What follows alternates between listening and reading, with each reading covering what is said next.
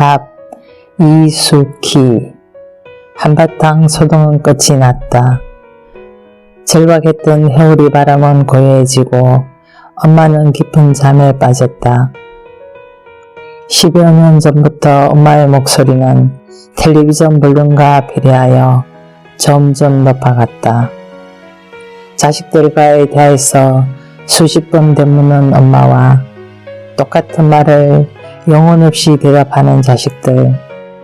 그러다 보니 부모 자식 간의 대화는 차츰 줄어들 수밖에 없었다. 늙는다는 것은 슬픈 일이다. 예의 없이 그 현실에 맞닥뜨린 엄마도 가끔 늙음에 대한 한탄과 무상함을 늘어놓았다. 엄마의 나이까지 다 보지 못한 자식들은 매번 엄마 연세에 그 정도면 초롱이라며 한 귀로 듣고 한 귀로 흘려버렸다. 스스로 체력의 한계를 느껴서인지 엄마는 맏딸인 나를 붙들고 함께 살자는 말을 가끔 했다. 안방을 내어줄 테니 와서 밥을 좀 해달라는 엄마의 말에 농담인 듯 내 가족은 어떻게 하냐며 웃어 넘겼다. 친정집에 갈 때마다 열어본 밥솥 안에는 항상 밥이 가득했다. 해놓은 지 오래된 것 같았지만 그럭저럭 임의를 잘 해결하는구나 싶기도 했다.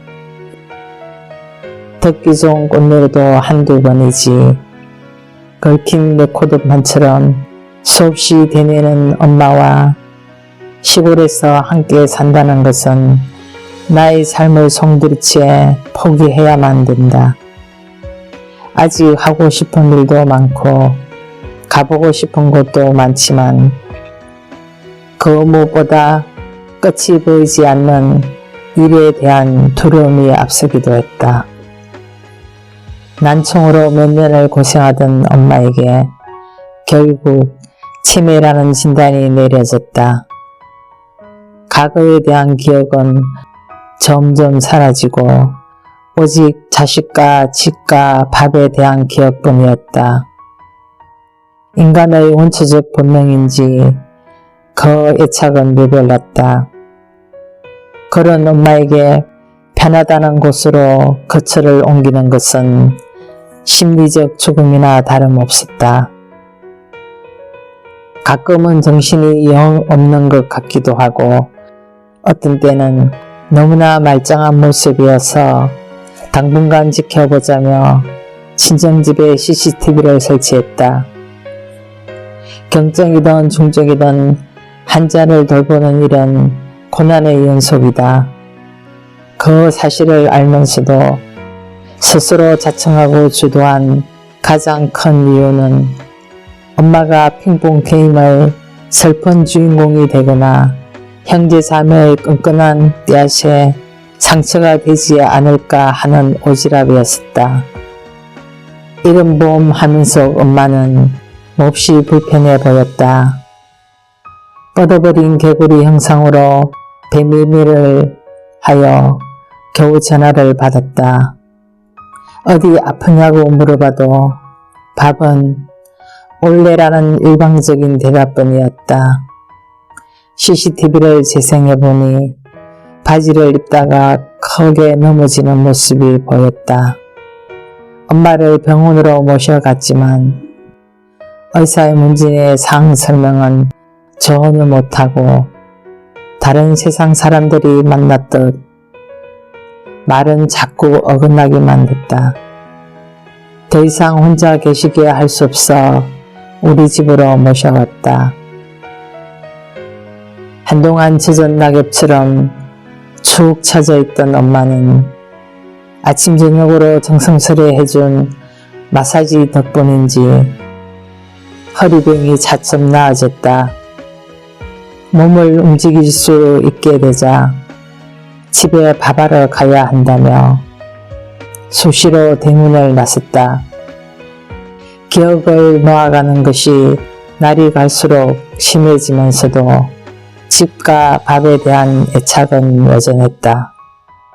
궁여지책으로 대문의 빗장을 걸고 번호 자물쇠까지 채웠다. 집둘레에 핀 사계 장미가 눈부셨다. 계절의 여왕이란 이름답게 햇살은 탱글탱글했다.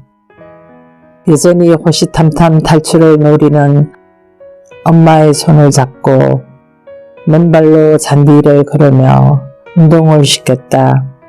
서로 손을 맞잡고 푸른 하늘 은하수나 쎄쎄쎄 노리는 다행히도 몸이 기억하고 있었다. 평소 좋아했던 트로트를 크게 틀어놓으니 덩실덩실 어깨춤까지 됐다. 놀이에 너무 힘을 썼는지 엄마는 엉금엉금 기다시피 방으로 들어가 이불을 푹 덮은 채 깊은 잠에 빠져들었다. 한시도 눈을 뗄 수 없어 미뤄뒀던 일을 하기에 안성맞춤인 듯 했다. 텃밭 가꾸기에 두 손 두 발을 분주하게 움직이다 보니 적지 않은 시간이 흘렀다. 긴 잠을 깨우러 방에 들어가 보니 엄마가 없었다. 집 안팎과 텃밭까지 샅샅이 살펴봐도 흔적이 없고 대문은 여전히 굳게 잠긴 채였다. CCTV를 되돌려 봤다. 잠긴 대문 앞에 스승이던 엄마는 베고 자든 목침을 한 손에 든 채 대문을 몇 번 흔들다가 울타리 쪽으로 갔다. 나무와 나무 사이에 촘촘히 쳐놓은 철망을 한동안 밀었다 당겼다 반복하더니 힘겹게 울타리를 넘어 아랫길로 내려가는 모습이 보였다.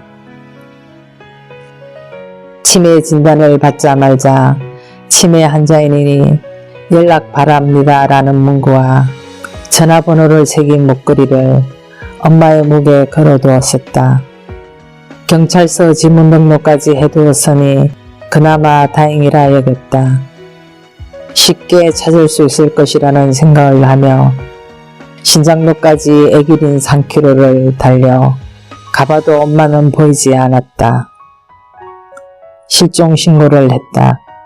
인상착의를 묻는 경찰의 전화만 몇 차례 올 뿐 땅거미가 내려앉고 어둠이 지쳐져도 깜깜무소식이었다. 야간에는 교통사고나 저체온으로 위험해질 수 있다는 생각이 들자 다급해지기 시작했다. 연락을 받고 달려온 동생들과 이리저리 흩어져 엄마의 행방을 찾아 나섰다. 시간은 야속하게도 무심히 흘러 밤은 깊어만 갔다. 명치끝이 저리저리 아파왔다. 오만 가지 불길함에 휩싸여 있을 때 낯선 전화가 걸려왔다. 경산 지역의 어느 파출소였다. 25리쯤 걸어간 엄마는 어둠이 한컵불씩 내려앉자 신호대기 하던 차량의 뒷문 손잡이를 붙잡고 늘어졌다.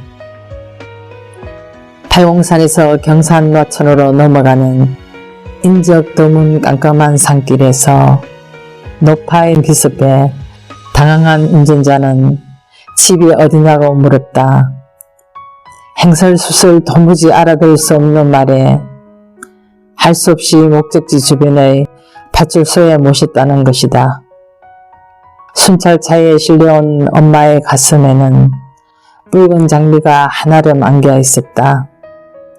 지프로 장미를 묶은 걸 보니 걸어 내려가는 길가 울타리에서 꺾은 모양이었다. 환한 미소를 짓고 있는 엄마에게 어디 갔다 왔냐고 물으니 밥하러 집에 갔다고 했다. 이젠 기억도 정신도 흐릿한 모습에 자식들은 눈물만 지었다. 자식들 먹이는 일이라면 전투직이었던 엄마는 자식들의 영원한 밥이었다. 생존의 필수적인 동력을 나에게 제공한 것이 엄마였다면 이젠 내가 엄마의 밥이 되어야 한다. 마음을 담은 따뜻한 밥 한 그릇, 그 밥이 엄마의 생을 지탱해주고 이어주는 에너지이기 때문이다. 치매는 외로움에서 비롯된다는 정신의학 자료가 가슴을 짓누른다. 병이 깊어지기 전부터 밥을 좀 해줬으면 했던 엄마. 그것이 어디 밥뿐이었을까? 긴 밤 홀로 얼마나 허기지고 외로웠을까? 나는 속지 않은 마음으로 따뜻한 밥을 지어 엄마의 밥상을 차린다. 그것이 치매 중증인 엄마를 요양시설에 보내지 못하는 이유이기도 하다.